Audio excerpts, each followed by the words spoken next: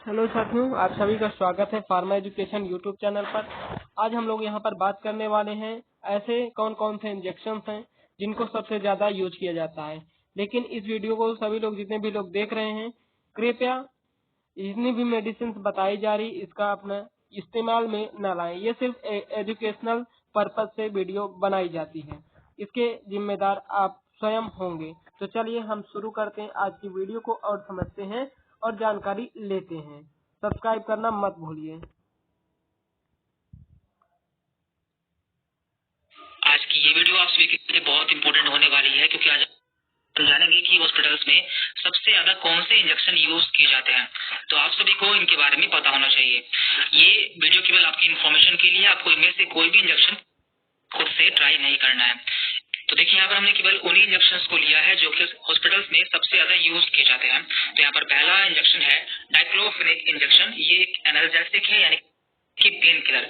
इसका use bone and body pain, यानी कि यदि हड्डियों में दर्द हो और शरीर में दर्द हो या फिर किडनी स्टोन का पेन हो तो उसमें इसका इस्तेमाल किया जाता है। और इसका ब्रांड नेम जो कि काफी कॉमन है, डायनापार। ये डायनापार नाम से अस्पतालों में मिल जाता है। तो ये एक एनाल्जेसिक इंजेक्शन है जो कि हॉस्पिटल्स में बहुत ज्यादा पेन को कम करने के लिए यूज किया जाता है। अब हम बात करते हैं एब्डोमिनल पेन इंजेक्शन, यानी कि ऐसे इंजेक्शन जो कि यदि किसी के पेट में दर्द होता है, भले ही वो उसका कारण कुछ भी हो, तो उसमें कौन कौन से इंजेक्शन यूज किए जाते हैं। तो देखिए, अस्पतालों में मुख्यतः 3 तरह के इंजेक्शन यूज किए जाते हैं। इसमें पहला है डाइसाइक्लोमीन, दूसरा है ड्रोटावेरिन एंड तीसरा है थायोसिन। तो ये तीनों इंजेक्शन पेट में दर्द के लिए अस्पताल में यूज किए जाते हैं। तो सबसे ज्यादा इसमें डाइसाइक्लोमीन इंजेक्शन यूज किया जाता है। यदि इससे आराम नहीं मिलता है तो इसके बाद ड्रोटावेरिन इंजेक्शन का यूज किया जाता है और लास्ट में थायोसिन इंजेक्शन का इस्तेमाल किया जाता है। तो ये सभी एब्डोमिनल पेन के लिए यूज किए जाते हैं। इसके बाद यहाँ पर है एंटी एमेटिक इंजेक्शन, यानी कि ऐसे इंजेक्शन जो कि उल्टी या फिर वोमिटिंग के लिए अस्पताल में यूज किए जाते हैं। तो यहाँ पर हमने 3 तरह के मुख्य इंजेक्शन लिए हैं जो कि हॉस्पिटल्स में यूज किए जाते हैं। तो यहाँ पर पहला है डोमपेरिडोन। तो ये बहुत ही कॉमन इंजेक्शन है जो कि उल्टी आने पर दिया जाता है या लगाया जाता है।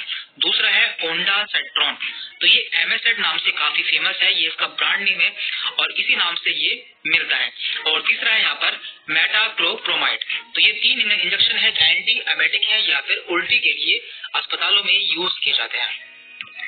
इसके बाद यहाँ पर हम बात करते हैं एंटीबायोटिक इंजेक्शन के बारे में, यानी कि ऐसे इंजेक्शन जो कि इन्फेक्शन के लिए दिए जाते हैं या फिर बैक्टीरियल इन्फेक्शन के लिए यूज किए जाते हैं। तो ये बहुत ही इंपॉर्टेंट इंजेक्शन होते हैं। जब किसी में इन्फेक्शन हो जाता है या फिर किसी की सर्जरी होती है तो उस समय इनका यूज किया जाता है और इसकी बहुत ही बड़ी क्लास है।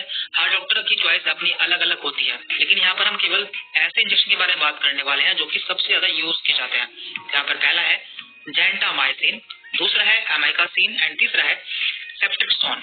तो ये तीनों इंजेक्शन है जो कि सबसे ज्यादा यूज किए जाते हैं इन्फेक्शन के लिए।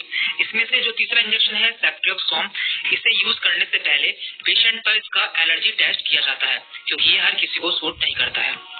अब हम बात करते हैं एंटी एलर्जिक इंजेक्शन के बारे में, यानी कि ऐसे इंजेक्शन जो कि एलर्जी के लिए दिए जाते हैं।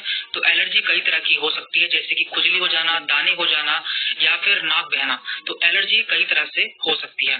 तो इसके लिए मुख्यतः 3 तरह के इंजेक्शन यूज किए जाते हैं। इसमें पहला इंजेक्शन है फेनिरामिन मैलिएट इंजेक्शन। तो ये आपको एविल नाम से मिल जाता है, जो कि काफी कॉमन है। इसकी टैबलेट भी आती है, लेकिन यहाँ पर हम इंजेक्शन के बारे में बात करने वाले हैं जो कि इमरजेंसी केस में दिए जाते हैं। इसके बाद दूसरा इंजेक्शन यहाँ पर डेक्सामेथासोन, जो कि एक स्टेरॉइड है एंड तीसरा है यहाँ पर बीटामेथासोन। तो ये तीनों ही एलर्जी के रूप में हॉस्पिटल्स में यूज किए जाते हैं। तो ये बहुत ही कॉमन इंजेक्शन है। अब हम बात करते हैं इंजेक्शन फॉर गैस्ट्राइटिस, यानी कि हमारे पेट में एसिड का बनना या फिर GERD, यानी कि गैस्ट्रोइसोफेजियल रिफ्लक्स डिसीज। तो कुछ ऐसी कंडीशन होती है जब हमारे पेट में एसिड ज्यादा बनने लगता है, तो उसे कम करने के लिए कुछ इंजेक्शन दिए जाते हैं। तो नॉर्मली आप यदि अब आपके पेट में गैस बनती है या फिर एसिड बनता है तो आप टैबलेट लेते हैं, लेकिन हॉस्पिटल्स में इमरजेंसी केस में इंजेक्शन दिए जाते हैं, जिसमें 2 तरह के इंजेक्शन मुख्यतः यूज किए जाते हैं। तो पहला यहाँ पर रेनिटिडिन। तो ये रेंटेक नाम से मिलता है, जो इसकी काफी फेमस ब्रांड है। और दूसरा यहाँ पर पेंटाप्राजोल, ये पेंटोसिड नाम से काफी फेमस है। तो ये दोनों इंजेक्शन गैस्ट्राइटिस के लिए यूज किए जाते हैं। इसके अलावा कुछ और ऐसे इंजेक्शन है जो कि अस्पताल में बहुत ज्यादा यूज किए जाते हैं, जैसे कि यहाँ पर है टेंक्सामिक एसिड इंजेक्शन। इसका यूज ब्लीडिंग को रोकने के लिए किया जाता है।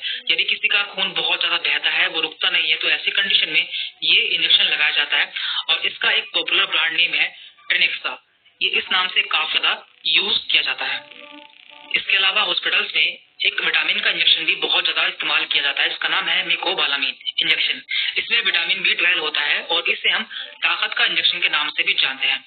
और इसका काफी फेमस ब्रांड नेम है न्यूरोकाइंड। ये न्यूरोकाइंड नाम से काफी फेमस है और हॉस्पिटल्स में इसका यूज किया जाता है। इसमें विटामिन B12 होता है और हम इसे ताकत का इंजेक्शन भी कहते हैं। तो आज की वीडियो में हमने कुछ ऐसे इंजेक्शन के बारे में बात की है जो कि हॉस्पिटल्स में बहुत ज्यादा यूज किए जाते हैं। तो ये सभी जानना आपके लिए बहुत जरूरी था, तो इसलिए हमने इस पे वीडियो बनाई है। तो आगे भी